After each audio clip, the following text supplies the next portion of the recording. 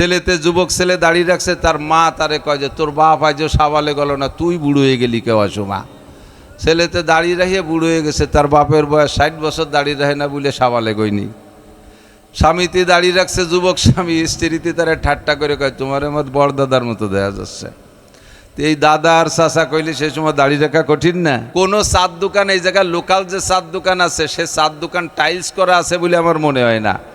চায়ের দোকানে টাইলস করা খুব কমই থাকে, শহর অঞ্চলে বড় বড়, সেগুলো ভিন্ন কথা। আমাদের হাট বাজারে লোকাল চার দোকান, নিচে মাটি, কেশর মাটি বিড়বির করতেছে, তার ভিতরে বিড়ির পাশা, স্যাপ কাশ, পচা গন্ধ, কুয়ে গন্ধ, দুটি সুসো ময়ূরে রয়েছে বেঞ্চের তলে, তাও কেউ অপসারণ করছে না, পরিষ্কার করতেছে না। সুসোর গন্ধ নাকে শক্তি তালে আছে, তার মধ্যে চা খায়, পান খায়, বিড়ি খায়, ওরে মজা।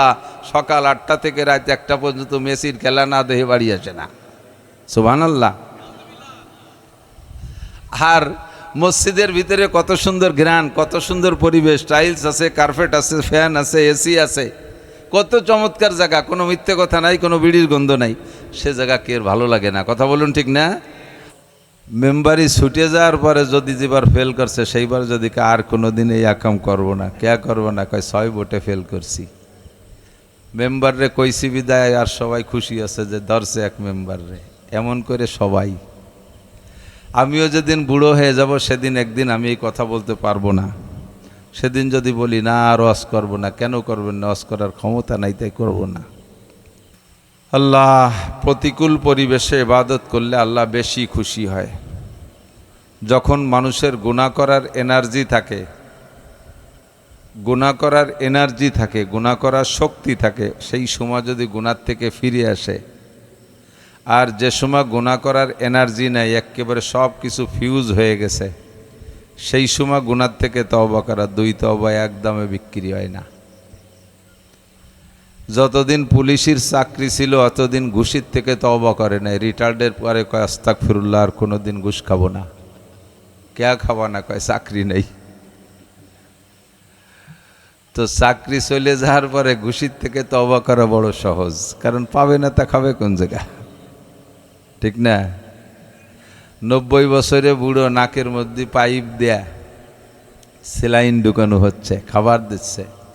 সেই বুড়ো যে কোনো সময় চলে যায়, গ্যাড় গ্যাড় সেলেসা শুরু হয়ে গেছে, সেই সময় যদি কয় আল্লাহ আমি আর কোনো দিন ডাকাতি করব না, কে করবো না? তো উঠারই শক্তি নেই, তা ডাকাতি করবা কোত্থেকে? যার ডাকাতি করার শক্তি আছে, ক্ষমতা আছে, সে যদি ডাকাতির থেকে তওবা করে, এটাই হলো অরিজিনাল তওবা। ঠিক না? যতদিন পর্যন্ত মেম্বারি ছিল অতদিন পর্যন্ত টোন, মন, রিলিফ, কন্ট্রোল, ভিজিএফ কার্ড, পঙ্গু ভাতা, বয়স্ক ভাতা, যা যেভাবে পাইছে আশের মতো গেলছে, চাবানু ছাড়া। এই এলাকার মেম্বার না, অন্য এলাকার। তো মেম্বারি ছুটে যাওয়ার পরে যদি যেবার ফেল করছে, সেইবার যদি আর কোনো দিন এই আকাম করবো না, কে করবো না? কয় 6 ভোটে ফেল করছি। মেম্বাররে কইছি বিদায়, আর সবাই খুশি আছে যে ধরছে এক মেম্বাররে। এমন করে সবাই। আমিও যেদিন বুড়ো হয়ে যাব, সেদিন একদিন আমি এই কথা বলতে পারবো না। সেদিন যদি বলি না আর ওয়াজ করবো না, কেন করবেন না? ওয়াজ করার ক্ষমতা নাই, তাই করবো না। তো বলতে চাইছি, শক্তি থাকতে, গুনাহ করার এনার্জি থাকতে যদি তওবা করে, গুনাহ থেকে ফেরে, তাহলে সেই তওবার খুব গুরুত্ব, আল্লাহ পাক খুব পছন্দ করে। এর মানেই হলো প্রতিকূল পরিবেশে ফিরে আসা, ইবাদত করা। সাহাবায়ে কেরাম নবী আলাইহিস সালামকে জিজ্ঞাসা করেছিলেন, হুজুর আমরাও মোমেন, কিয়ামত পর্যন্ত আপনার উম্মতরা তো একের পর এক আসতে থাকবে, তারাও মোমেন হবে, ইমানদার হবে।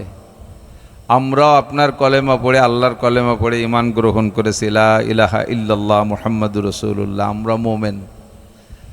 আর সাহাবায়ে কেরামরা ওই কলেমা পড়ে ইমান গ্রহণ করেছে, মোমেন। আমরাও সেই কলেমায় মোমেন না?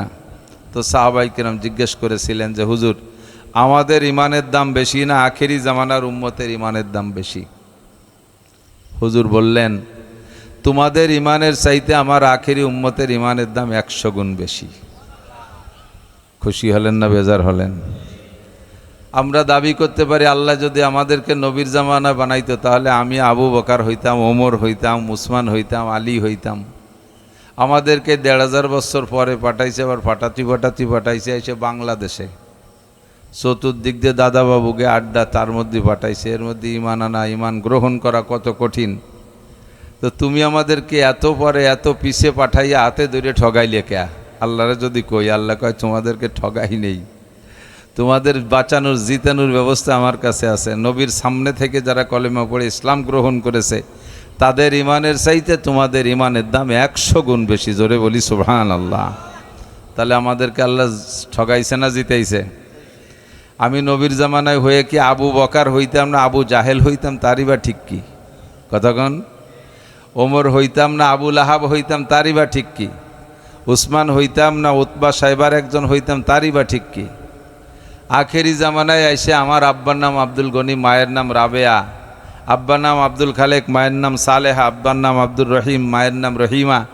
এই সমস্ত আব্বা আমাদের ঘরে জন্ম নেওয়ার কারণেই তো আমাদের কলেমা পড়তে পড়তে সহজ হয়েছে। তাহলে আল্লাহ আমাদেরকে বাঁচাইছেন, কথা বলুন ঠিক না?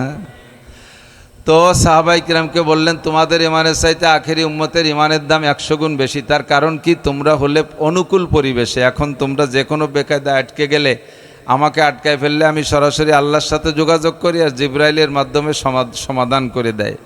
নতুন নতুন তাজা তাজা ওহী। আমি 3200 অলৌকিক ঘটনা তোমাদেরকে দেখাইছি, মোজেজা দেখাইছি। এ দেখে ইসলাম গ্রহণ করা অতি সহজ।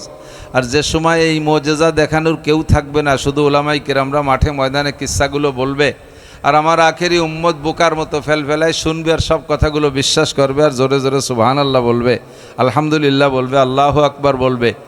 কাজেই তারা থাকবে এমন একটা সময়, যে সময়টা ইমানকে ধরে রাখা বহুত বড় কঠিন। চতুর্দিক দিয়ে দাজ্জালি ফিতনা আসতে থাকবে, চতুর্দিক দিয়ে দাজ্জালি ফিতনা, ইমান ধরে রাখা বড় কঠিন মুহূর্ত থাকবে তাদের জন্য।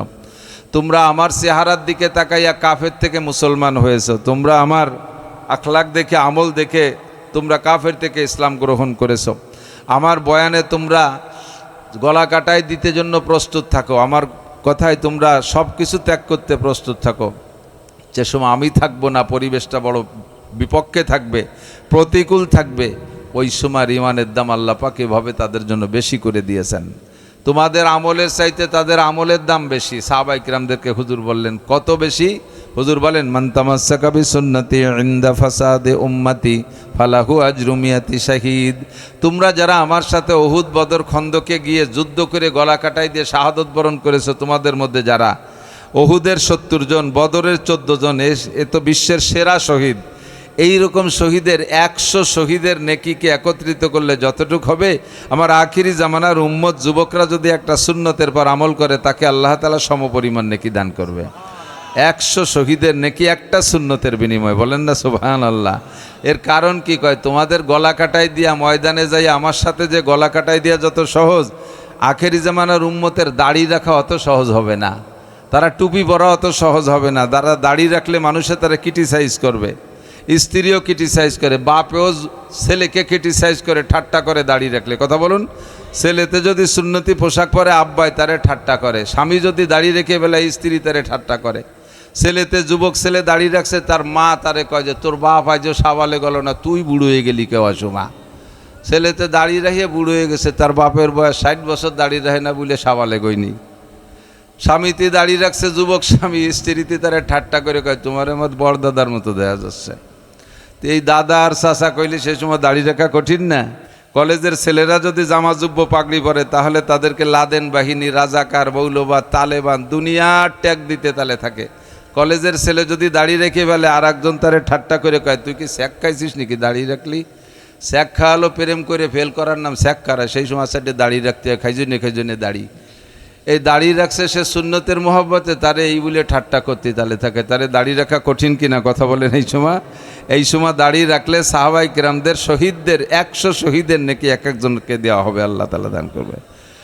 এর মানেই হলো প্রতিকূল পরিবেশে ইবাদত করলে আল্লাহ বেশি খুশি হয়। মাঝে মাঝে বলি তাকে, মসজিদ বানাইছেন, সুন্দর মসজিদ, মসজিদের মধ্যে বসে দোয়াটা পড়লে শুধু দোয়া পড়ার নেকি পাবেন, কোনো ফজিলাত পাবেন না। এটা কাবা ঘরের মধ্যে বসে পড়লেও শুধু একটু দোয়া পড়ার নেকি পাবেন, অন্য কোনো ফজিলাত পাবেন না। অথচ এই দোয়াটা যদি আপনি হাটে যাইয়ে, বাজারে যেয়ে পড়েন, পাশে বাজার আছে না, বাজারে যে যদি দোয়াটা পড়েন, তাহলে আল্লাহ তাআলা আপনাকে একবার দোয়া পড়ার বদৌলতে 10 লক্ষ গুনাহ মাফ করে দেবে। সুবহানাল্লাহ পর্যন্ত শেষ না, দোয়াটা শেখা যাবে। 10 লক্ষ গুনাহ মাফ। কয় যে অত গুনাহ তো করি নেই। গুনিয়ে দেখছেন কয়টা করছেন গুনাহ? গুনার খাতা যদি আমার আপনার ওপেন করে দেওয়া হয় দুনিয়ায়, তাহলে স্টক করে মরে যাবেন। ও কপালে, এত গুনাহ কিভাবে সমাধান হবে? আর হাসরের মাঠে সবগুলো খুলে দেওয়া হবে। আল্লাহ পাক বলবেন, ইকরা কিতাবাকা কাফা বিনাফসিকাল ইয়াউমা আলাইকা হাসিবা। তুমি তোমার আমলনামা খুলে দেখো, পড়ো, আছে, সব কিছু আছে। লা ইগাদিরু সগীরাতা ওয়ালা কাবীরাতান ইল্লা আহসাহা ওয়া ওয়াজাদু মা আমিলু হাযিরা ওয়ালা ইয়াজলিমু রাব্বুকা আহাদা। ছোট বড় সব গুনাহ আমলনামার মধ্যে লেখা আছে। লক্ষ লক্ষ লক্ষ লক্ষ কোটি কোটি গুনাহ আমার আপনার আমলনামায় ভরপুর রয়েছে। বাজারে যাইয়ে একটা দোয়া মাত্র 10 সেকেন্ড লাগবে পড়তে। 10 সেকেন্ডের ভিতরে আপনার 10 লক্ষ গুনাহ মাফ। বলেন না সুবহানাল্লাহ। এবার ফেরেশতাকে আল্লাহ তাআলা আরও বলবেন, এই বাম কাদের ফেরেশতাদের আমলনামা থেকে যেহেতু গুনাহ মুছে দেওয়া হয়েছে, ডাইন কাদের ফেরেশতা সমপরিমাণ অর্থাৎ 10 লক্ষ নেকিও তার আমলনামায় লিখে দাও। দোয়াটা পড়তে হবে কোন জায়গা? মসজিদে না বাজারে? বাজারে। মসজিদে পড়লে আবার এই ফজিলাত না, এই কাবা ঘরের মধ্যে পুজো পড়লে এই ফজিলাত না, এটা হলো বাজারে যে পড়ার দোয়া। কেন এই ফজিলাত? ফেরেশতারা বলে, আল্লাহ একটুক সামান্য ইবাদতে বস্তা ভরে নেকি দেবো, আর এইভাবে পাইকারি দরে গুনাহ মাফ করে দেবো, কি তো বুঝতে পারলাম না ব্যাপার সেবার। আল্লাহকে হাট বাজার হলো দুনিয়া কামাই করার জায়গা। এ জায়গা যারাই আসে বাজার করতে দুনিয়া কামাই করতেছে। হাটে যায় কি দুনিয়া কামাই করার জন্য না? ক্রেতা বিক্রেতা সকলেই তো দুনিয়ার ধান্দায় হাটে যায়, নাকি বলেন? যাওয়ার সময় কেউ কি একখান কোরআন শরীফ গলায় নিয়ে যান নাকি যে হাটে 2 ঘন্টা থাকবো, এক কোনায় বসে 2 ফোঁটা পড়ে আসবো? কেউ একটা যায় নামাজ গাড়ি করে নিয়ে যায় না, পকেটে তসবিহ থাকলে ভালো, না থাকলে হাতে করে নিয়ে যায় না নতুন করে, যে বাজারে 2-3 ঘন্টা থাকবা নি, 4 দোকানে বসে 1 লাখ কলেমা পড়ে আসবো। এ নিয়েতে কেউ যায় না, ঠকবো আর ঠগাবো। বাজারের উদ্দেশ্য কি? ঠকবো অথবা ঠগাবো। আমি ঠকবো বিক্রেতার কাছে, অথবা ক্রেতা বিক্রেতারে ঠগাইয়া আমি লাভ করে আসবো। এই 2 উদ্দেশ্যেই বাজারে যায়। সম্পূর্ণ দুনিয়া 100% দুনিয়া। বরঞ্চ কত নিকৃষ্ট জায়গা নবী পাক বলেন, আবগাজুল বিলাদ ইলাল্লাহি আসওয়াকুহা। দুনিয়ার সবচেয়ে নিকৃষ্ট জায়গার নাম হলো বাজার। একটু বলবেন জায়গার নাম কি? সবচেয়ে ভালো জায়গার নাম কি? সবচেয়ে ভালো জায়গার নাম বাজার। ওয়া আহাব্বুল বিলাদ ইলাল্লাহি মাসাজিদুহা। আর দুনিয়ার সবচেয়ে সেরা জায়গার নাম কি? আরেকবার, মসজিদ। তো মানুষের মন মসজিদমুখী হবে না, ভালো জায়গার দিকে মন যাবে না, বাজারের দিকে মন যাবে। বাজার খুব ভালো জায়গা, বাজার খুব ভালো লাগে। কোনো চার দোকান, এই জায়গায় লোকাল যে চার দোকান আছে, সে চার দোকান টাইলস করা আছে বলে আমার মনে হয় না। চায়ের দোকানে টাইলস করা খুব কমই থাকে, শহর অঞ্চলে বড় বড়, সেগুলো ভিন্ন কথা। আমাদের হাট বাজারে লোকাল চার দোকান, নিচে মাটি, কেশর মাটি বিড়বিড় করতেছে, তার ভিতরে বিড়ির পাশা, স্যাপ কাশ, পচা গন্ধ, কুয়ে গন্ধ, 2টি সুসো মরে রয়েছে বেঞ্চের তলে, তাও কেউ অপসারণ করছে না, পরিষ্কার করতেছে না। সুসোর গন্ধ নাকে শুক্তি তালে আছে, তার মধ্যে চা খায়, পান খায়, বিড়ি খায়, ওরে মজা। সকাল 8টা থেকে রাত 1টা পর্যন্ত মেসির খেলা না দেখে বাড়ি আসে না। সুবহানাল্লাহ। আর মসজিদের ভিতরে কত সুন্দর ঘ্রাণ, কত সুন্দর পরিবেশ, টাইলস আছে, কার্পেট আছে, ফ্যান আছে, এসি আছে, কত চমৎকার জায়গা। কোনো মিথ্যে কথা নাই, কোনো বিড়ির গন্ধ নাই। সে জায়গা কে ভালো লাগে না? কথা বলুন, ঠিক না? আল্লাহু আকবার। তো এই বাজার হলো দুনিয়া, একান্ত দুনিয়া। এ জায়গা কেউ আখেরাত কামাই করার নিয়তে যায় না। কাজেই ও জায়গা যাইয়া আল্লাহ পাককে সামান্য স্মরণ করে একটা দোয়া পড়লে আল্লাহ কয়, যেখানে সবাই দুনিয়া নিয়ে কামলা কামড়ি করতেছে, সেখানে আমার বান্দা আমাকে স্মরণ করে একটা দোয়া পড়ছে, ফেরেশতা তোমরা ওর আমলনামা থেকে 10 লক্ষ গুনাহ মুছে দাও। মালিক যদি খুশি হয়ে যায়, তাহলে অল্প পরিশ্রমে অধিক পারিশ্রমিক দিতে পারে কি পারে না? এখানে অন্য কোনো কর্মচারীদের অভিযোগের কিছু আসে যায় না। মালিক দিয়ে দেবে তারে কোটি কোটি টাকা, তাতে তোমার কি? তোমার মালিক তারপর খুশি হয়ে গেছে। একটুক দোয়া পড়লে আল্লাহ এভাবে খুশি হয়ে যায়, সাথে সাথে 10 লক্ষ নেকি দিয়ে দেয়। এর মানে হলো অনুকূল পরিবেশে ইবাদতের চাইতে প্রতিকূল পরিবেশে ইবাদত করলে বেশি নেকি পাওয়া যায়। মাঠটা যদি সমতল হইতো, জায়গাটা যদি শুকনো হইতো, সিজনটা যদি শীতকাল হইতো, তাহলে এ মাঠ ভরে যেত। আপনাদের এলাকায় আমাদের অনেক মহব্বতের মানুষ আছে, অনেক ভালোবাসার মানুষ আছে। আমরা তো শুধু খেচড়ি আর তবারক খাইতে আসি নাই, আসি তো কিছু কথা শুনতে, নাকি বলেন? তো আল্লাহ পাক আজকের মাহফিলের বদৌলতে আপনাদেরকে অন্য দিনের মাহফিলের চাইতে আমার দাবি, আল্লাহ যেন 100 গুণ বেশি নেকি দান করে। ধৈর্যের সাথে বলেন আমিন। ধৈর্যের সাথে বসে শুনবো তো ইনশাআল্লাহ। ভাই ইমরান, না ওনার নাম ইমরান সাহেব না, আনিসুর রহমান না, বয়ান করছে না? মুফতি আনিসুর রহমান সাহেব অনেক বয়ান করছেন, সুন্দর কথা বলছেন। একসাথে অনেক মাহফিলে পেয়েছি কথা। মিসবা সাহেব বয়ান করছেন। তো আমি আপনাদের অত্যন্ত মহব্বতের মানুষ, আপনারা আমার মহব্বতের ভাই মুজাহিদুল ইসলাম সাহেব আচানক মানে 7-8 দিন 10 দিন আগে হবে সম্ভবত যাই এই ডেট নিয়ে আসছে। এই আমি বললাম যে ভাই বর্ষাকাল, এ সময় কীভাবে করবেন, প্রতিদিন বৃষ্টি, কাইলেও বৃষ্টি নামছে না, কাইলেও আজও নামছে, এ সময় মাহফিল করবেন, করবো আল্লাহ পাক যার উজিতি থায়। তাহলে হিম্মত হুয়াল ইসমুল আজম, আমার চৌমনি হুজুর বলতেন যে প্রত্যেক ইসমে আজম আলাদা কিছু না, ইসমে আজম আলাদা কিছু না, ইসমে আজম হলো হিম্মত, সাহস করে নেমে পড়লে আল্লাহ তাআলা ব্যবস্থা করে দেয়। একজন ব্যবসায়ী মানুষ, দুনিয়াদার মানুষ, আল্লাহ তাআলা তাকে সমজ দেশে মসজিদ করছে, আলহামদুলিল্লাহ অনেক সুন্দর।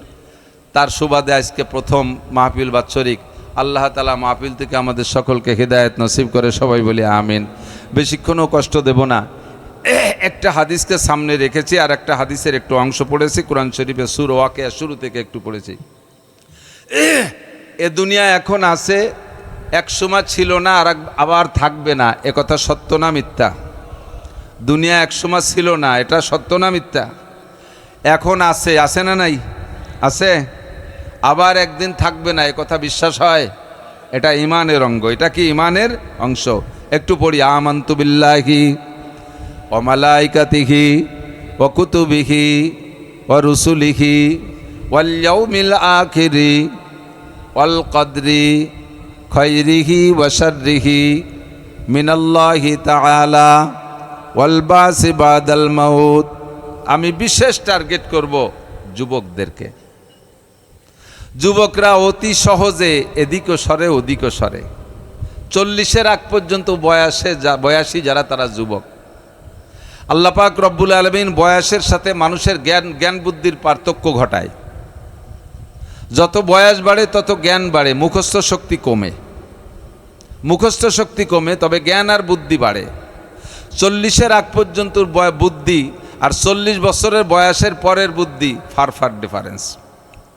এখন যারা বুড়ো হয়েছেন একটু সাক্ষী দেবেন, আপনারা পিছনের দিক তাকায় দেখেন, 20, 22, 25, 27, 28, 30 বছর বয়সে যে কাজগুলো করতেন, যে কথাগুলো বলতেন, আর ওই সময় আপনাদের উপরে যে মুরব্বীরা ছিল, ওই সমস্ত মুরব্বীদেরকে আপনাদের ওই বয়সের আকল দিয়ে লুকমা দিতেন। আব্বা কিছু বোঝে না, দাদা একেবারেই আনাড়ি, চেয়ারম্যানেরটা দামড়া, মেম্বারেরটা ছাগল, এদেশের সব ছাগল পাগল, 25, 27, 28, 30 বছরের যুবকরা সব বুদ্ধিমান, এই বলে সেই সময় নিজেকে অনেক জ্ঞানী মনে হতো, অনেক কাজও করে ফেলতেন নিজের ওই জ্ঞান দিয়ে। এখন 40 পার হওয়ার পরে সেই সমস্ত কাজের দিকে লক্ষ্য করে দেখেন, আপনি নিজে নিজে লজ্জিত হবেন, কি বলতাম সে সময়, এগুলো কেন বলছি, এই কাজগুলো কেন করছি, নিজের উপরে নিজে খুব লজ্জা লাগবে। কথা বলেন, নিজের উপরে নিজের খুব লজ্জা লাগবে, সেই সময় এগুলো কিভাবে বলতাম, এগুলো কেন বলতাম, এগুলো একটা লজ্জা লাগবে। আল্লাহ তাআলা বয়সের পার্থক্যের সাথে জ্ঞান বুদ্ধি বিবেক বিবেচনার পার্থক্য দিয়ে দিয়েছে। যুবকরা এই বয়সে 15, 20, 25, 27, 28, 30 বছরের যুবকরা, এরা হলো একমুখী। এদেরকে যে কোনো সময় এক দলে এসে ভালো কিছু বুঝ দিলে সেইটাকে বুঝে ফেলে সেদিক সরে পড়ে। বর্তমানে প্রচণ্ড ফিতনার জামানা চলতেছে, এই ফিতনা সৃষ্টিকারী আকসার যুবকরাই সেদিকে ধাবিত হচ্ছে। মুরব্বীদেরকে অত সহজে নিতে পারে না, যেই মুরব্বীরা জীবন ভরে মিলাদ পড়ে আসছে, আমরা হাজারো কোরআন হাদিস যদি তাদেরকে বলি চাচা এ মিলাদ কোরআন হাদিসই নাই, কয় বাবা না থাকলে তোমরা না পড়িও, আমরা ভর্তি বুড়ো হয়েছি, এই ভর্তি মূর্তি দাও, এই কইয়ে খামি দেয় তো বুড়োরে কোনোভাবে ঠেয়ানোর কায়দা নাই। আর একদল যে কয় চাচা এতদিন যে নামাজ পড়ছেন এই নামাজ হয় নাই, আহলে হাদিস আলারা যে নামাজ পড়ে এই নামাজ, এইভাবে বুড়ির সারা বানতে ঠ্যাং সারাই দাঁড়াইতে বারবার কানে উলো দিতে ইত্যাদি ইত্যাদি, যেগুলো নতুন কিছু বললে বুড়োরে কয় বাবা ও আমার মাথায় ধরে না, আমার যা ভর্তি হচ্ছি এই ভর্তি আমাকে মূর্তি দে, তোরা ওইটা ভরিয়ে বেসতে যাই যা, এই কয়ে ছাগলের মতো খামি দেবে, বুড়োর কান ধরে টানলেও সামনের দিকে সরবে না। কিন্তু যুবকদেরকে ওরা নতুনত্বের ভক্ত, দিন বদলের ভক্ত, ওরা নতুন কিছু দিলেই খেয়ে বসে, নতুন কিছু দিলেই খেয়ে বসে। আহলে হাদিসের দাওয়াত আসলি গ্রহণ করে, এরপরে কাদিয়ানীদের দাওয়াত আসলি গ্রহণ করে, এরপরে খ্রিস্টানি দাওয়াত আসলিও গ্রহণ করে, ইসকনের দাওয়াত আসলি গ্রহণ করে। নগদে গ্রহণ করা শুরু হয়েছে হেজবুত তাওহীদের দাওয়াত সারা বাংলাদেশে, এ খাইতেছে সব যুবকরা। কাজেই আমি যুবক শোনা, তোমরা আমাদের বন্ধু, তোমরা আমাদের ভাই, তোমরা আমাদের ছেলে, একসাথে সকলে মিলে আমরা জান্নাতে যাইতে চাই। আমি জান্নাতে যাবো এ গ্যারান্টি না। তুমি যদি হকপন্থী হয়ে জান্নাতে যাও, আজকে যদি আমার কথায় তুমি একটু লাইন পেয়ে যাও, তাহলে তুমি জান্নাতি হবা। আমি আমার আমল খারাপের কারণে যদি হাসরে ধরা খেয়ে যাই, তাহলে তোমার কাছে আমি সুপারিশ চাইতে পারবো, ও আব্দুর রহমান তুমি আমার মাঠের বয়ান শুনেছিলে, তুমি জান্নাতে যাচ্ছ, আমি তো বেকায়দায় পড়ে গেছি, তুমি একটু আল্লাহর কাছে সুপারিশ করো। মনজাল্লাযী ইয়াশফাউ ইনদাহু ইল্লা বিইذনি। আল্লাহ তাআলা যদি তোমাকে সুপারিশের সুযোগ দেয়, তুমি আমাকে সুপারিশ করে জান্নাতে নিতে পারবা। আবার যদি তুমি ধরা পড়ে যাও, আমি যদি জান্নাতি হয়ে যাই, আমিও বলতে পারবো আল্লাহ আমার মাঠে বসে বসে বয়ান শুনেছিল, এ যুবকরা কোনো অন্যায় করে ফেলাইছে, মেহেরবানি করে একটু মাফ করে দাও, আমরা যাতে একসাথে জান্নাতে যেতে পারি। বলেন না আমিন। এরকম একটা সুবিধা আমাদের সেদিন হবে। এই জন্য মোহাব্বতের সাথে, বড় দরদের সাথে আমি সকলকে বলতে চাই, খুব লক্ষ্য করতে হবে। যুবকরা নষ্ট হয়ে যাচ্ছ, বিভিন্নভাবে নষ্টামি আসছে, নষ্ট করার চরিত্র নষ্ট করার জন্য, ঈমান ধ্বংস করার জন্য, যুবকদেরকে যৌবন ধ্বংস করার জন্য হাজারো আসবাব প্রত্যেকের হাতে হাতে, ঘরে ঘরে, পকেটের ভিতরে, মুঠের মধ্যে ঢুকে গেছে। এখন কোনোভাবেই কুল পাচ্ছি না। ঝড় আসছে 300 কিলোমিটার বেগে, একদল আবার আমাদের বিপক্ষে। এই ওয়াজ দিয়ে কি হবে, মাহফিল করে কি হবে, তবলিগ করে কি হবে, মাদ্রাসা করে কি হবে, এইগুলো বলে কি বলে না, কথা বলেন, বলে না, এতে কি হবে? আরে ভাই কিচ্ছু হবে না, কারণ কিছু হবে না, তারপরও যেটুকু হবে।